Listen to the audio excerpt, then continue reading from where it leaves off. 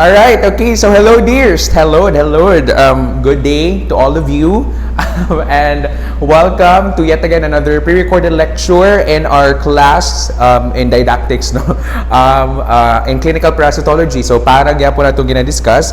And for this lecture, what we're going to talk about now are the Sporozoa. All right. So basically, this is just a continuation of our lecture last week about your coccidians, no, and your mga other miscellaneous protozoa, no? So they're usually under the same phylum, pero ako rin siyang gilahi because usually these sporozoa they target the blood and also tissue. Okay, all right, sige.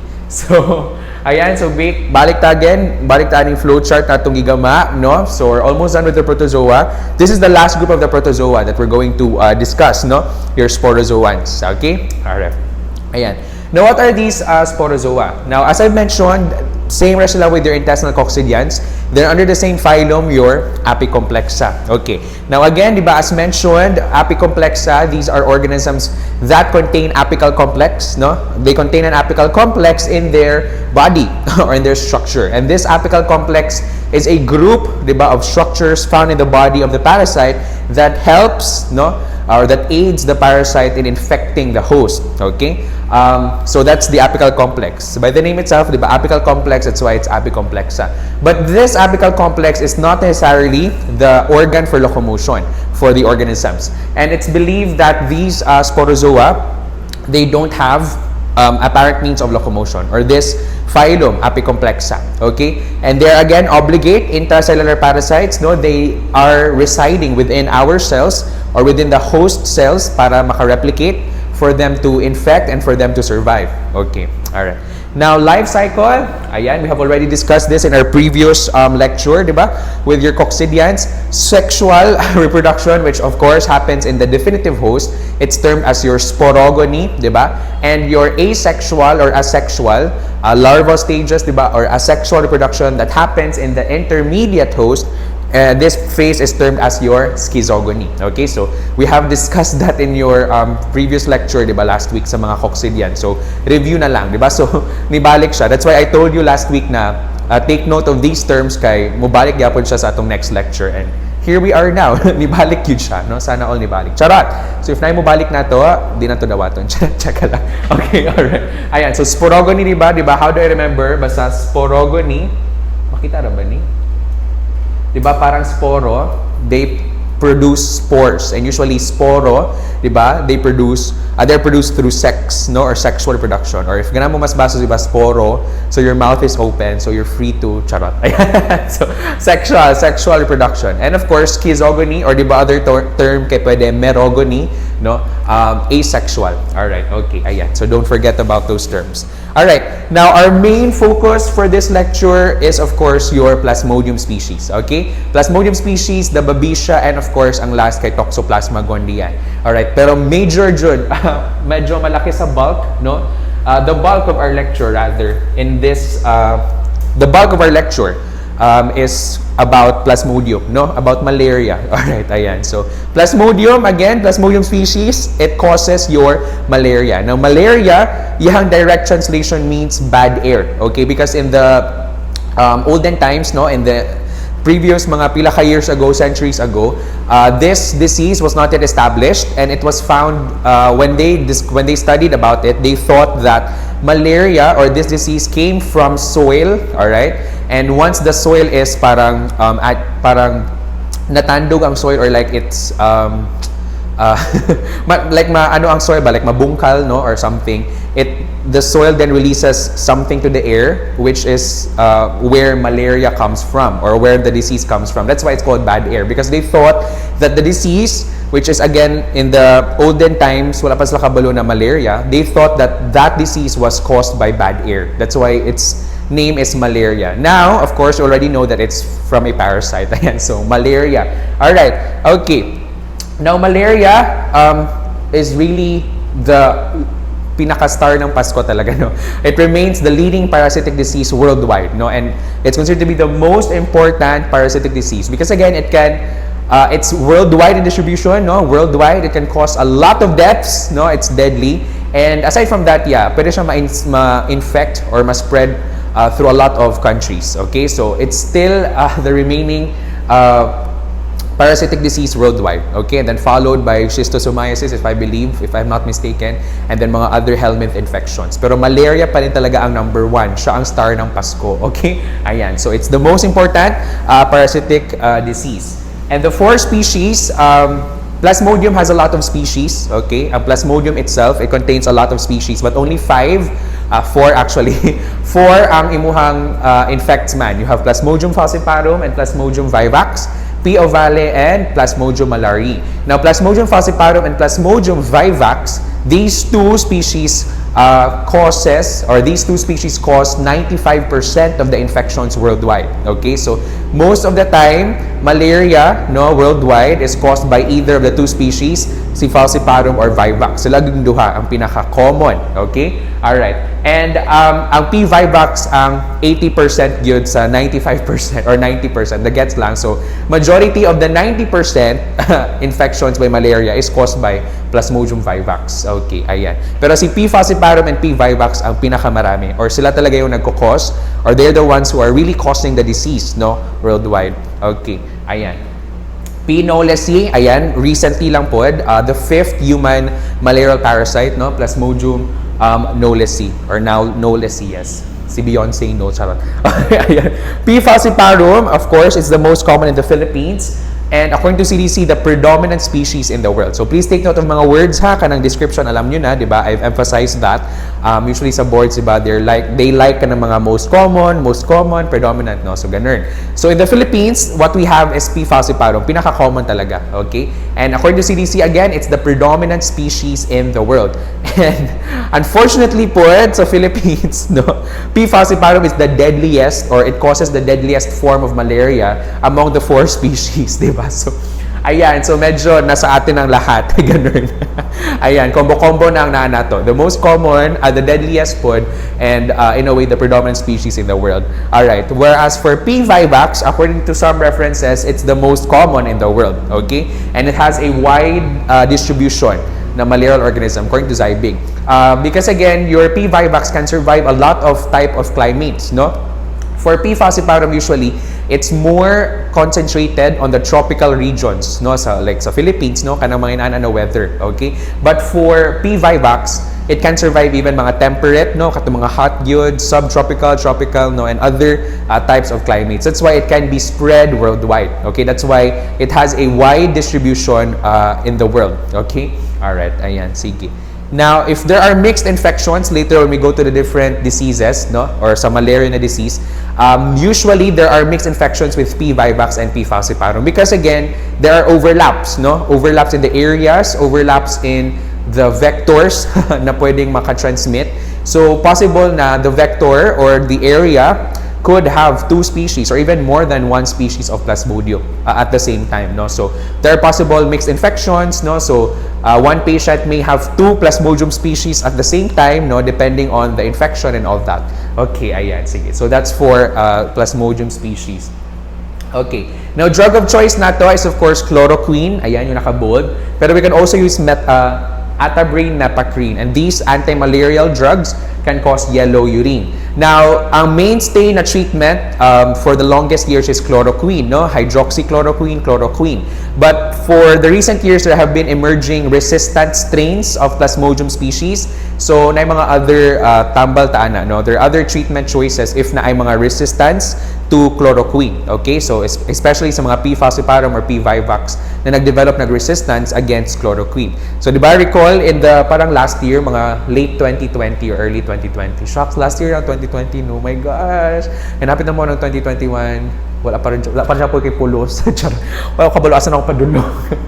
Anyway, wow, existential crisis in the middle of a pre-recorded lecture. Mark Rodney, tatak, Sir Mark yan, existential crisis in the middle of a pre-recorded lecture.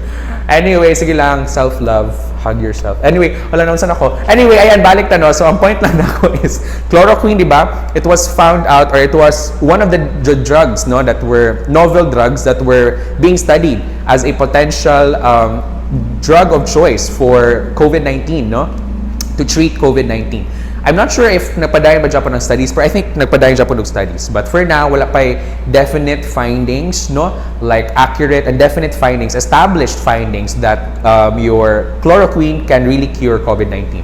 For now, ang established is it is a cure for malaria. Alright? Ayan. So, drug of choice nato for the longest time, no? Mainstay treatment yun nato is your chloroquine. But in cases, areas na mga possible chloroquine resistance of some Plasmodium species, then we have to change our treatment choices and options. Okay. Alright. Ayan.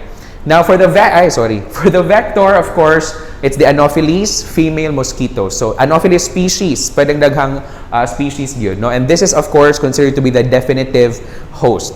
The main principal vector in the Philippines is Anopheles minimus variant flavirostris. Ayan. So, ang daming pangalan, no? But that's the main principal vector. Other species of Anopheles can also be the vector in the Philippines. Daghan po, no? Depende sa area. Okay? Depende sa area gyud. So, pero main yun nato na principal vector in the Philippines is the Anopheles minimus variant flavirostris. Please take note. Okay. Ayan. And of course, infective stage nato are the Sporozoites. Ayan. So, that's why they're also called Sporozoa because they produce Sporozoites. Ayan. So, apil ng coccidians nato, si Cryptosporidium, Cyclospora, Isospora, di ba? They also produce Sporozoites, di ba? So, actually, they're also Sporozoa, no? Pero ako na siyang gilahi ni mga Plasmodium babesia kay mga mas medyo intense ang discussion, medyo mataas, no? Medyo heavy. And medyo maraming information. That's why ako siyang gilahi compared sa mga coccidians, okay? And usually, again, they inhabit the blood and they affect the blood and tissues, okay? All right. Now, of course, mode of transmission, the main mode of transmission is your bite, no? The bite of the arthropod vector, bite of infective mosquito. But malaria can also be transmitted through blood transfusion, di ba? Transfusion malaria, organ transplantation. You have also sharing of needles, syringes with contaminated blood, examples sa mga intravenous drug users, and of course, congenital transmission also. But kaning congenital transmission, sometimes rare na siya mahitabo. Alright? But the main method yun nato, major, Venus Ra 2010, charot. Major nato na mode of transmission is of course the bite of an infective mosquito. Alright? Anopheles. Ayan. So, diba, grabe dyan ang Philippines, no? Bukod na pinagpala, marami tayong mga diseases dito. Charot. Okay, alright. Now, we go now to the different morphological stages that we can observe, no, in your samples. The Plasmodium species and Babesia species, they usually have 24, no, according to Zybig, 24 morphologic forms. But for our purpose, para dili ta ma-TMI, no, ato na i-focus kato yung main na murag makita nato, no. So we'll start first with your ring forms, which are considered as the early Trophozoites. So by the name itself, they are ring-like in structure. So ring, so may itsura sa ring, ganun, di ba? Ring, and then after invasion in a healthy RBC. So it consists of a blue cytoplasmic circle with a red chromatin dot sa tunga. Some references consider this as the nucleus, alright? But for us, chromatin dot lang siya. Oh my gosh, wala na. Okay, ayan. Chromatin dot. Okay, so blue cytoplasmic circle, di ba? Mara siya green. Ayan. Blue cytoplasmic circle and a chromatin dot at the center. Okay, so that's ring form. Ring forms, okay, usually seen again if healthy RBC, early Trophozoites, no, pag invade sa imong parasite. Next, of course, is the developing Trophozoites. So what happens is kaning cytoplasmic circle ma-disintegrate, alright? So may mga remnants, okay? And the chromatin dot or nucleus again are still present, okay? And there could be a pigment that is color brown that could be present, okay? And this brown pigment is known as your hemozoin. Okay? And these are actually parang breakdown products, remnants after the parasite has fed on the hemoglobin in the blood, no? So, hemozoin, all right? Some references will call it hematin, but for Garcia, it's hemozoin or also known as the malarial pigment, okay? So, brown pigment, hemozoin. Oh my gosh. Sabi no, dagan pa ning sulod. Anyway, alright. Now, RBC, of course, kay magmumature man siya, mas mudako imong parasite, mas dako na sa RBC, or a larger area of the RBC is now being occupied. Alright? Okay. Alright. Next stage, you have your immature schizonts, di ba? As we have mentioned, sporozoites infect the cells after which mo form silang schizonts, di ba? Remember si muhang mga coccidians. So, same gapon siya diri. Alright? So, schizonts, active chromatin replication, so there's division that's happening. And again, there's could still be mga brown pigment granules, which could be your hemozoin. Okay, your hemozoin. All right, ayan. Next, you have again, as the parasite increases in size, of course, mas dako na space sa RBC ang ma-occupy. All right, and of course, followed by the mature schizones. Mature schizones, this time, of course, ang sulod sa schizones are now the Metazoids. And these are the asexual stages of your Sporozoa. Diba? Para sa coccidians po na to. So the Metazoids are enclosed or contained within your schizones. Alright. The number and arrangement depends on your species. So kada species, they have their own number, arrangement of the Metazoids. And usually, we can use that to identify the species. Okay, alright. Now, with the exception of Plasmodium Vivax, cytoplasmic material, katong parehas ani, is not visible na and presumed to be absent. Okay, so that's the mature schizones. And the last two stages that we are going to look into is, of course, the Gometocytes. No? So, after, di ba? After mo produce of Metazoids, di ba? Recall sa coccidians, Metazoids can fuse together and form a zygote. And this zygote, these Metazoids can further develop to become Gometocytes, di ba? And the Gometocytes will fuse together, fertilizing each other to produce a zygote, di ba? And the zygote will then form the additional structures na, di ba? Okay, so para sa oocyst. Na rin mga different changes. Okay, so microgometocytes could be colorless or na pale halo, and there's a large diffuse chromatin mass. Macrogometocytes is still the same, no? Partially to completely surrounded, iyahang chromatin mass by cytoplasmic material. Alright? So again, remember, kato yung genders sa iyahang gametocytes. The micro is the male, di ba? And macro is the female. So still the same para sa coccidians. Micro ang male, so yes, woman empowerment, amen. Macro, mas dako ang female, amen. As it should. Okay? Alright, ayan. So that's for the morphological stages that we're going to focus into, no? Or kato mga pinaka-common lang na ma-recover from samples. But again, in reality, there could be a lot of morphologic forms, no? But we're only focusing on these mga common na ma-recover from specimens. Okay. Alright. Ayan. Now we go now to the life cycle. Ayan. So we'll start first, of course, with the asexual cycle, which is our term is again schizogony. So our intermediate host is, of course, man. And the infective stage, meaning what we get from the mosquitoes, is of course your sporozoites. So follow that same ragapon sa life cycle with your coccidian. Once the sporozoites are ingested, once the sporozoites are injected into a man or into the intermediate host, the sporozoites will then be carried to the liver. Ayan. So, naray difference gamay, no? So, from the sporozoites sa bloodstream, it will be carried to the liver. Of course, the circulation. Now, in the liver, what happens is, of course, the sporozoites will infect the liver cells, no? Liver parenchymal cells. And this is known as the exoerythrocytic stage or pre-erythrocytic stage. Teka lang. Oh my gosh, dears, pasensya, wala na di ko ink. What's happening? So, the exoerythrocytic cycle or the pre-erythrocytic cycle. So, by the name itself, no, exoerythrocytic meaning exo outside the RBCs na cycle. Pre-erythrocytic, puberty, pre-erythrocytic before the RBC cycle. So, in a way, synonymous sila, no? So, exoerythrocytic or pre-erythrocytic cycle. So, it happens in the liver. Of course, it's outside the RBCs, diba? Ayan, so exo, diba? K-pop, charot lang. Okay, so, diba, pag infect sa sporozoites sa imuhang liver cells, they now form what we call cryptozoites. So, these are the sporozoites that are inside liver cells na, okay? So, the cryptozoites will then mature to form the metazoites, okay? Now, the metazoites, once they are mature already, of course, ilang ilys ang cells sa liver, and they go outside, of course, now ready to infect the circulating RBCs. And once they enter the circulating RBCs, they become the ring trophozoites, katong ring trophozoites, diba? And then become the schizones, okay? Now, inside the schizones are still mga metazoites, okay? So, nabalik na po ng metazoites, diba? Now, the metazoites, okay? Now, the metazoites can either rupture, okay? Once mo mature na siya sa schizones, i-rupture sa metazoites, ang schizones, pwedeng nga ay mga three possible scenarios. Number one is, ang uban mamatay siya because of the immune system nato. Patyon siya. Second, the Metazoids can infect other RBCs, producing more schizones and Metazoids. And the third, the other Metazoids can become Gometocytes. Ayan. Diba? Okay. Alright. Now, again, after a number of retrocytic stages, again, the Metazoids can develop into Gometocytes, both the macro and the micro Gometocytes. Okay, alright. But, naibang species, okay, naibang species na instead of mugawas ang Metazoids sa liver cells, magpadayon siya og replicate, no? Magpadayon siya og stay sa liver, okay? And that is known as that is dormant, no? These are dormant na processes, okay? Or quiescent lang ba? Dili siya ma-detect, okay? So, naibang species sa Plasmodium that exhibits that stage, okay?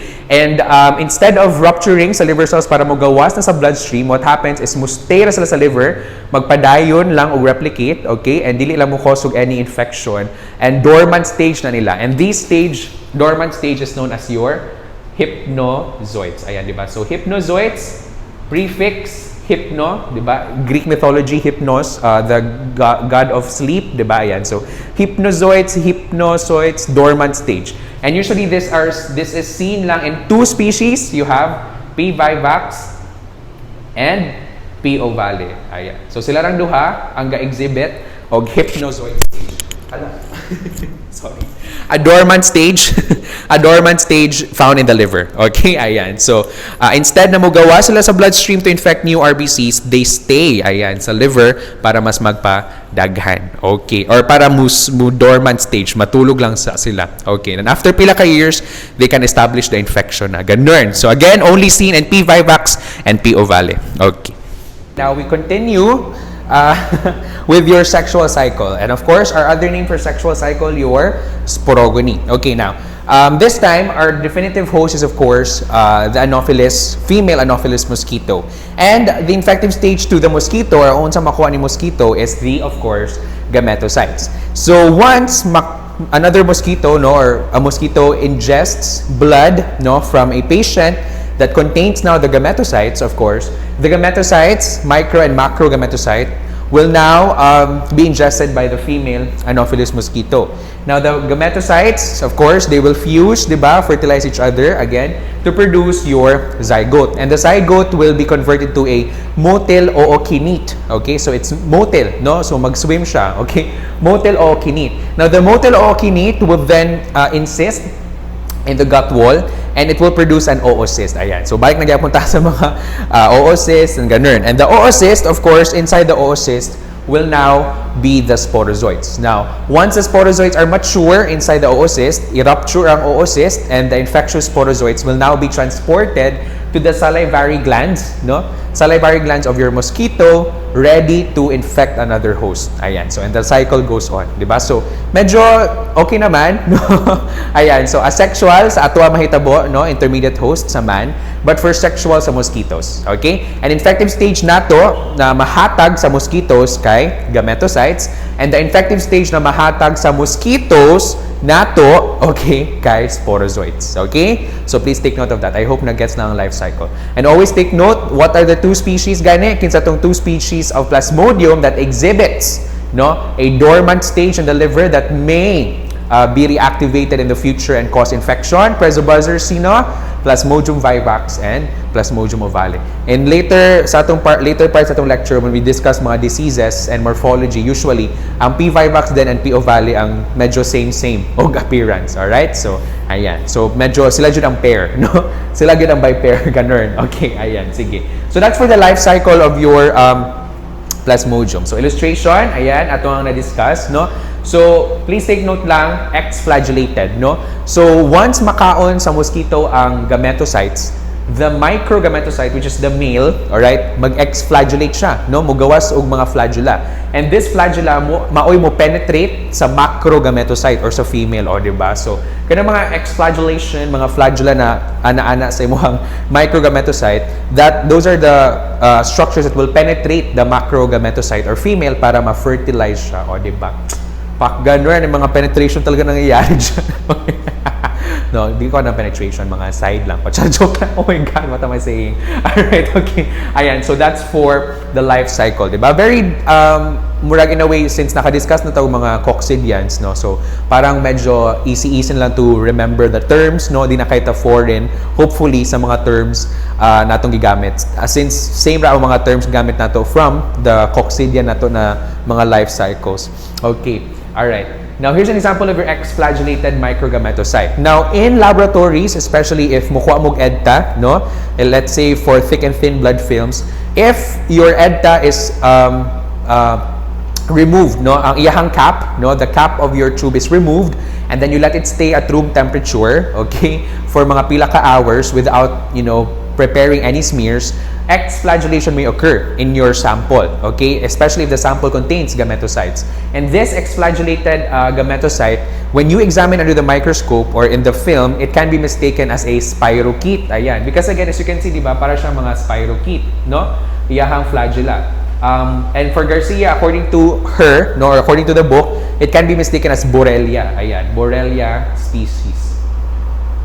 No? Ayan. It can be mistaken as Borrelia species. Okay? Because again, it has flagella, no? And the flagella may resemble like your spirochetes. Okay? So it's best if you perform, diba, as we have already mentioned then sa blood collection, specimen collection for para, if you use blood, again, in an EDTA, anticoagulated blood, it's best to perform the smears or make the smears as soon as possible.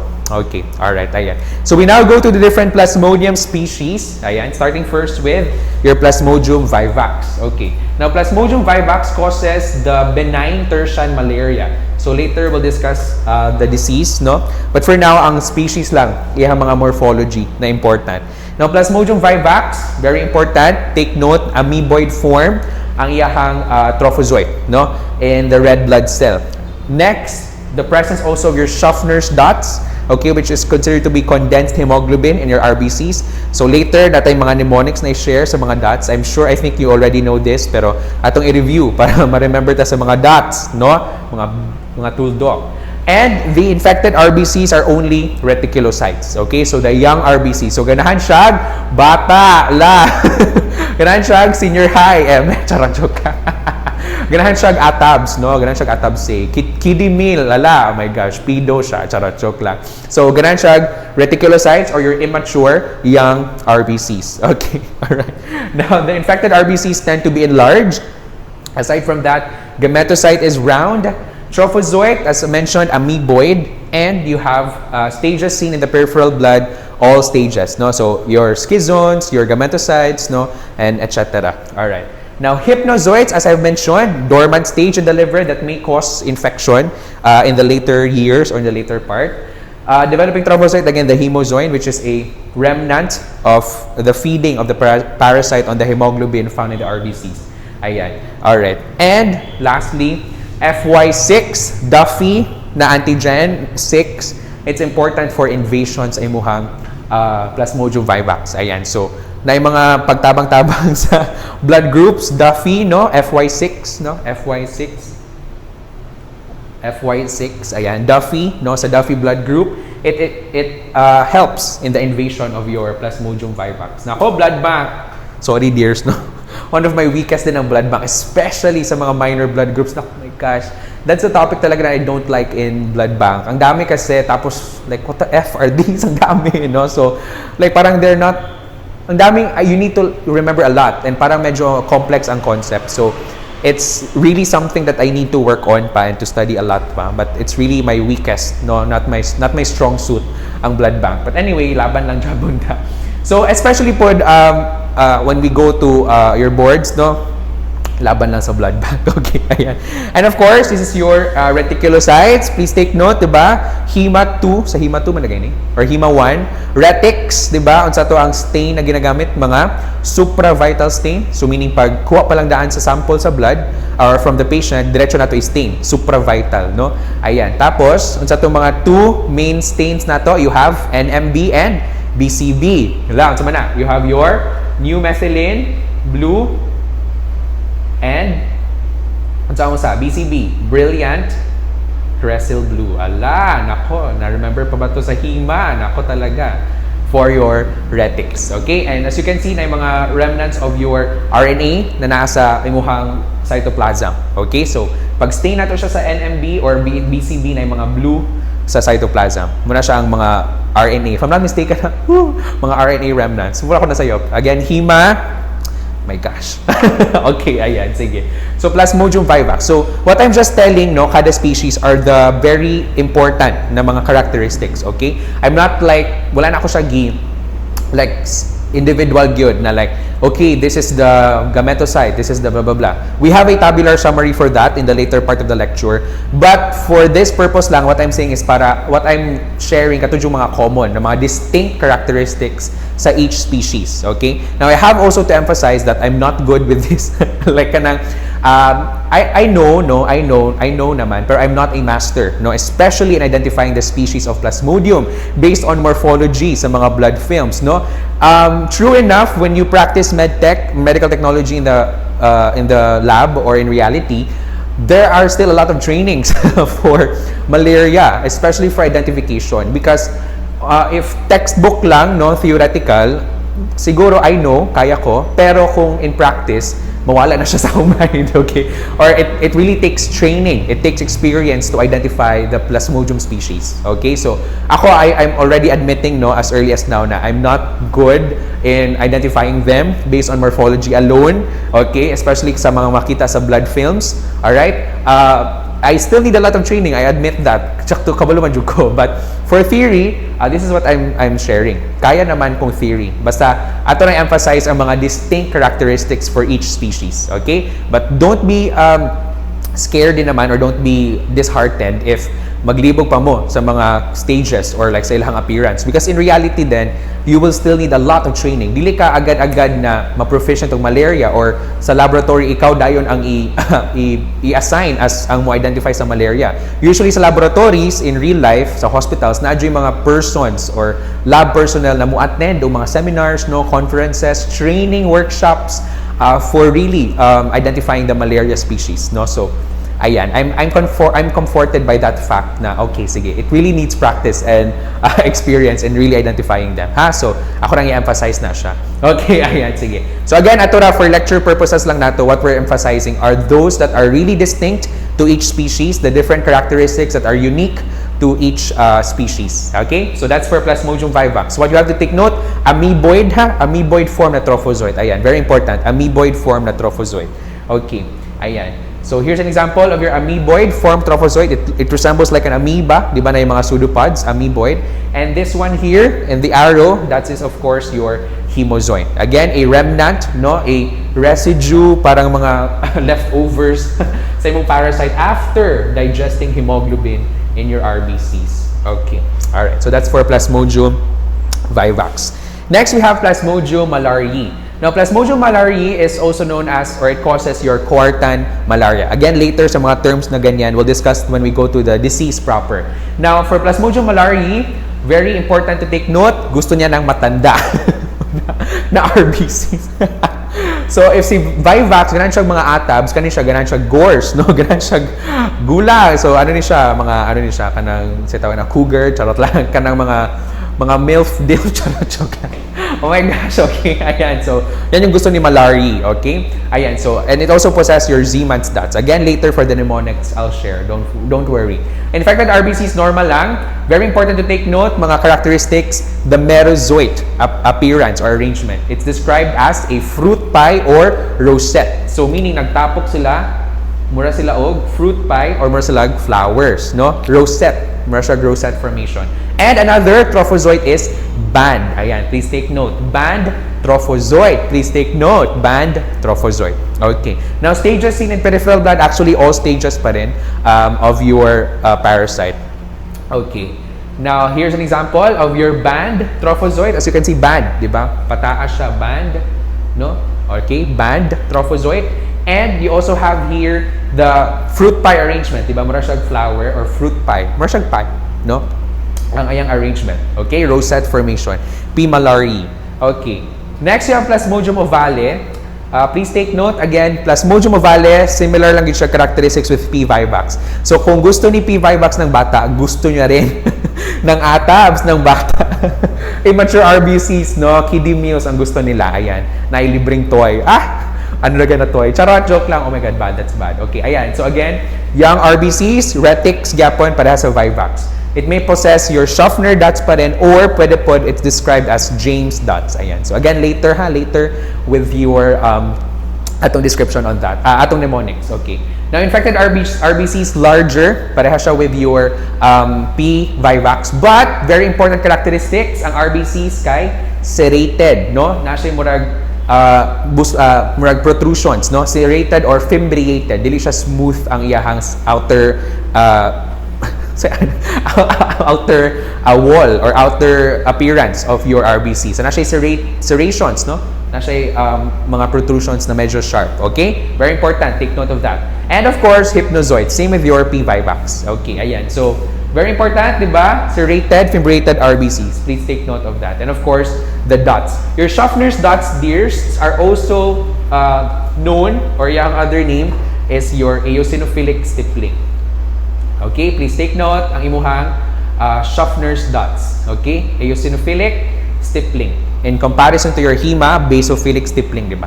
So for Schaffner's dots, eosinophilic stippling. Okay, alright, ayan. Sige. And of course, P. falciparum, very important. The very start ng Pasko, the deadliest. Okay.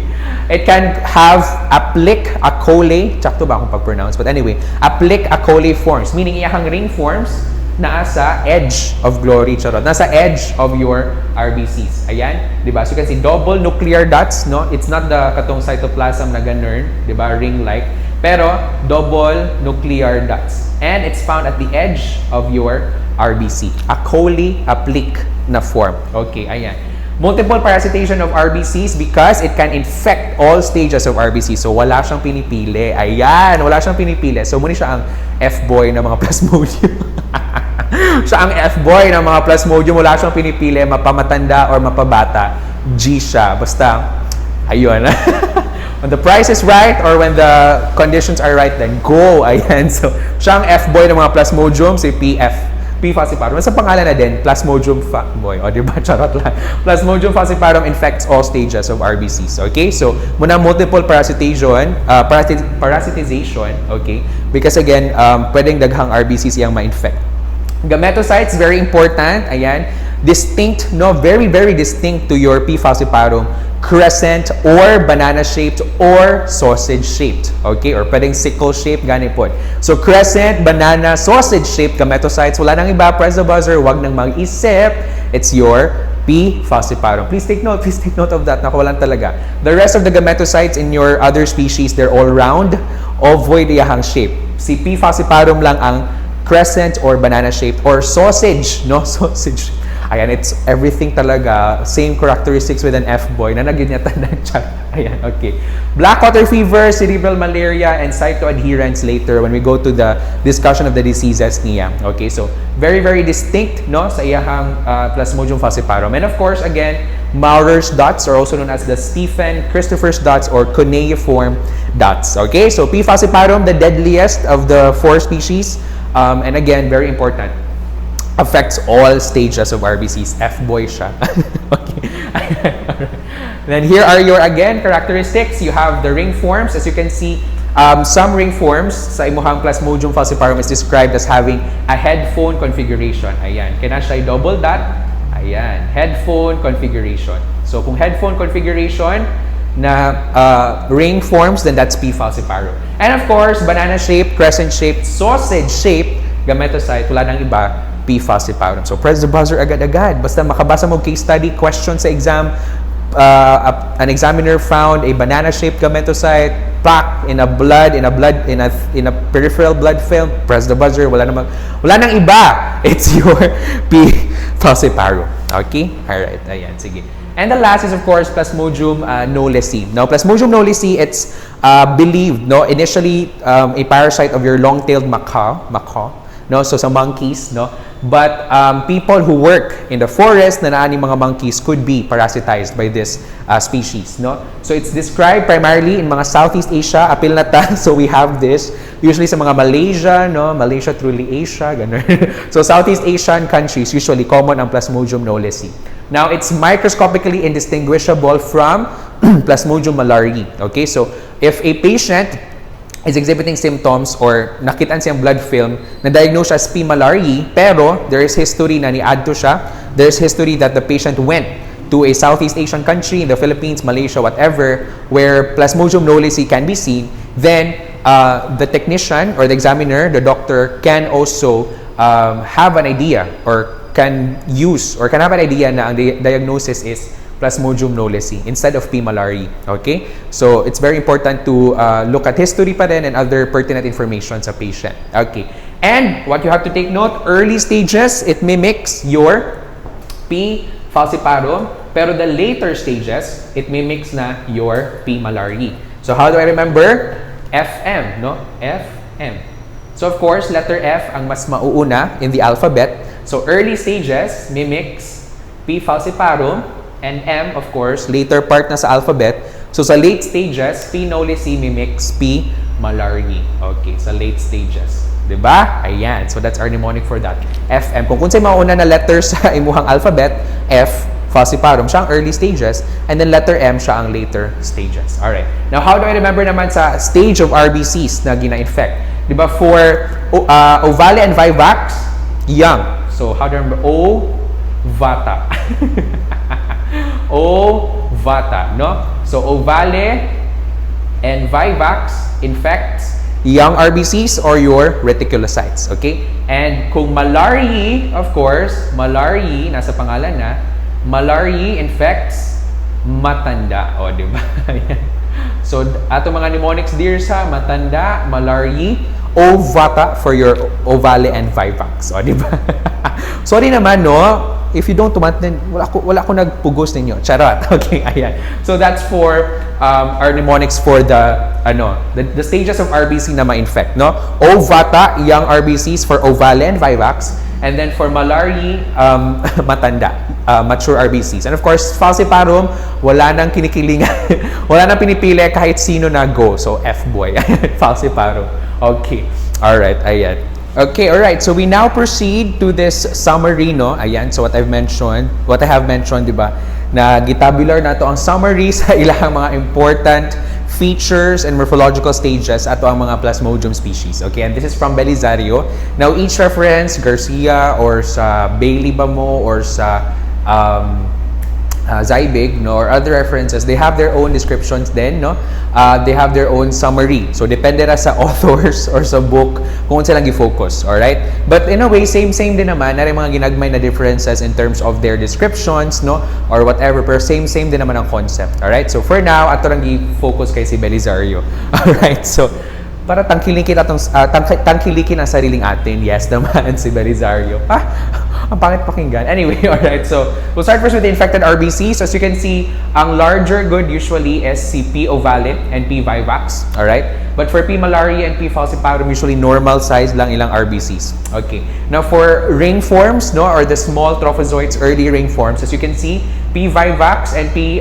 falciparum, quite the same appearance, ring form. But again, P. falciparum can have the headphone configuration in which dalawa, di ba? Ang chromatin dots niya. Ayan. So, headphone configuration. Not common sa P. vivax ang two chromatin dots, but possible din naman. Okay, but mas common siya with your P. falciparum. Also, take note that P. falciparum, marginal forms, katong nasa sides, your applic, acoli form. P. vivax can also have that, alright? But common sa P. falciparum. For P. ovale and P. malaria, as you can see, it's described na medyo baga ilahang cytoplasmic. Meron siya rainbow, yes. Mas baga ilahang cytoplasmic katong ilahang, cytoplasmic circle, yes, it's thicker and heavier. Ayan, okay. So that's for the early rings. Okay. Alright. Next, you have the growing trophozoite. As you can see, of course, mas mudako siya. Mas dako na sa space sa RBC niyang ma-infect. Okay? Alright. And, yeah, usually yun naman din. Okay? Alright. For large trophozoites, seldom present for P. ovale and P. falciparum. But as you can see, mas muwala na ang katong cytoplasmic circle and mas mudako ang chromatin, okay, ang mass of chromatin na pwede niyang ma-occupy sa RBCs, okay? And of course, diagnostic mga characteristics, band trophozoite for P. malariae, amoeboid, okay, pwede siyang amoeboid sa P. vivax, okay. Alright, ayan, sige. Next, you have your schizones. Again, for P. falciparum, it's not quite common. For P. vivax, P. malaria, and P. ovale, again, it would depend on the arrangement. Ayan, parehas dire sa mature. How many metazoids are in one schizone? No? So for P. vivax, 12 to 24. For P. ovale, about 8. And for P. malaria, 6 to 12. And again, characteristic Japon arranged in a fruit pie rosette formation. Okay. Alright. And P. falciparum, rarely present, pero 8 to 24 metazoids ang pwedeng makita. Okay, alright.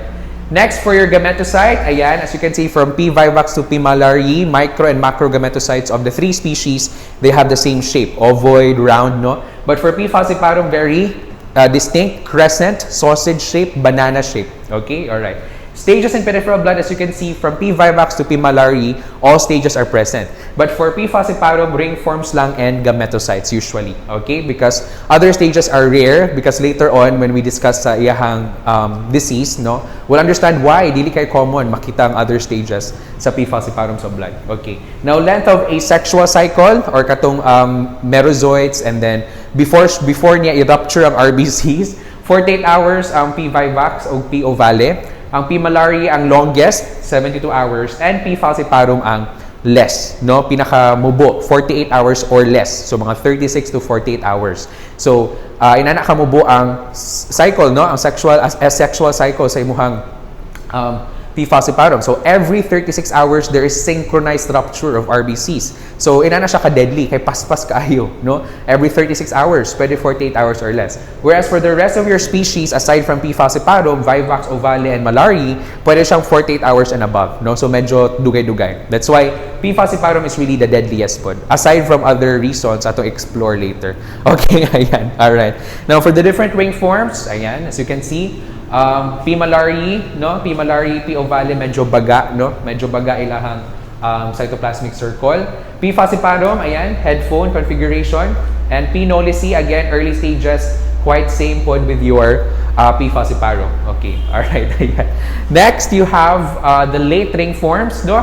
As you can see, P. falciparum, this one sa sides, dears, if you can see, muna siyang aplic or a coliform na siya sa marginal ends of your RBCs. And then P. malaria, again, as you can baga, no? Baga, iyahang cytoplasmic circle. For P. ovale, as you can see, the RBC starts to become serrated, okay, or fimbriated. Alright, okay. Next, for the trophozoites, late trophozoites, ayan. For P. ovale, serrated. P. vivax, amoeboid, no? Amoeboid trophozoite. P. malaria, band, di ba? Band trophozoite. P. falciparum, again, rare, not really commonly seen. Pero if makita siya, medyo na-maintain niya ito yung ring na appearance. For P. knowlesi, di ba, late stages, yan ang imimic ang P. malaria. O, di ba? So, same na silang appearance. Band. Okay? Alright. Next, you have your developing schizones. So, as you can see, P. malaria, medyo dili klaro dili, pero di ba, fruit pie, no? Metazoid arrangement. P. falciparum, still the same. Medyo, again, rare ning schizones makita. Okay? And P. vivax, P. ovale, then as you can see, na siya different metazoids sa sulod. Okay? And would depend sa number and arrangement depending on the species. Okay. Next, for mature schizones, ayan. So you can see P. malaria, klaro gyud na mura siya, iyang order man good kay, klaro gyud na mura circle jud siya ba, inana. So mura siya rosette, no? Flower, or you have parang fruit pie arrangement. Okay. Now, P. falciparum starts na mahimong banana shape, no? Para pang gametocyte na. And for P. knowlesi, again, mimics P. malaria, late stages. Okay. And the microgametocyte, as you can see, the rest, sorry, mali. Asan na yun? Ayan. So, for the microgametocytes, the rest, kay round, no? Ovoid, except for P. falciparum, which is very, very distinct to the species na banana-shaped, crescent-shaped gametocyte. Diba? Press the buzzer agad-agad. Okay, ayan. So, that's for the stages, no? The pictures are from Bailey and Scott. So, if you want to look, napod sa internet, no? Para mas maklaro. Okay, as I have emphasized sa itong early part sa lecture, no? Training is required yun. It needs training, workshops, a lot of seminars for you to really be a master, for you to be proficient, no? For you to be called proficient in identifying malaria, especially to the species, up to the species level. So, again, ako I'm not proficient. Inaamin ko na talaga, promise, though I'm inaamin ko na para di nyo ako mabash, okay? Para di ko ma-cancelled.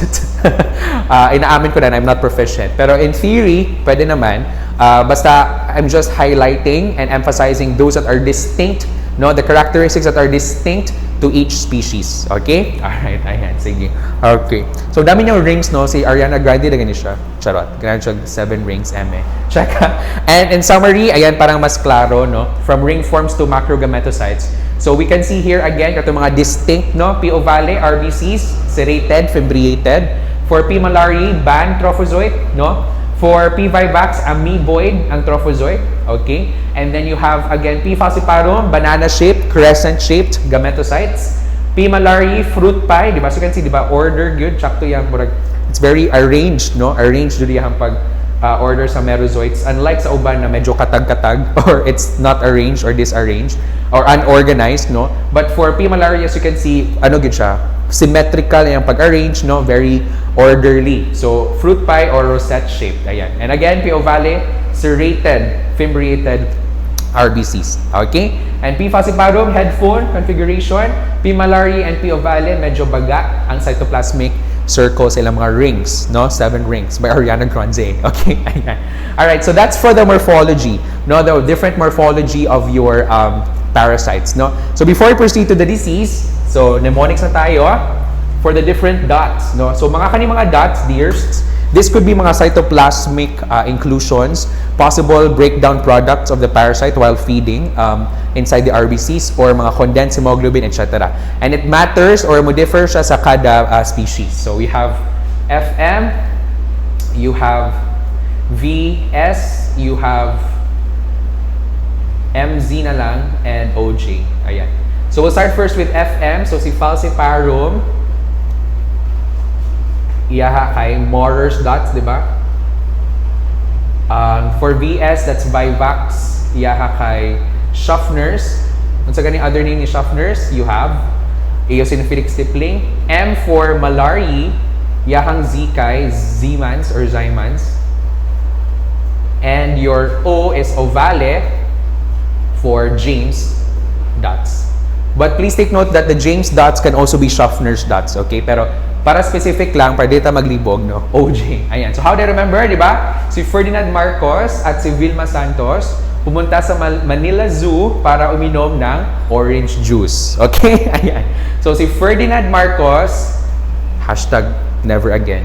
Okay? Ferdinand Marcos and si Vilma Santos, okay? Ferdinand Marcos, or kamoy bahala ko kinsa yung FM dira, kinsa may lang FM. Wala na ko'y ma-think. Anyway, at si Vilma Santos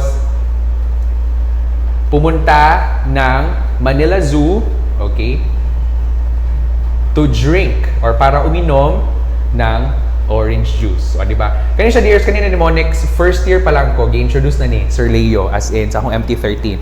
And akong first year kayo, unsan ni? Shocks, unsan siya na mnemonics? At so, na malaria. First year, MT13, muna siya mo ang MT11, MT12 before. So, MT13 is combined intro and phlebotomy. So, gi-describe na siya ni Sir Leo na mo na kanina mnemonics, no? Ferdinand Marcos, Vilma Santos, Manila Zoo orange juice. So ano ko na, unsan ni? But until now, nitatak ragyapon siya, no? That's the beauty of mnemonics. Kaya even if you're not in school anymore or nag-practice na mo, mutatak yung Japon siya. Especially the mnemonics that are green. Admit ko na yan, most of my mnemonics kay Bastos, mas mutatak man good siya. Okay?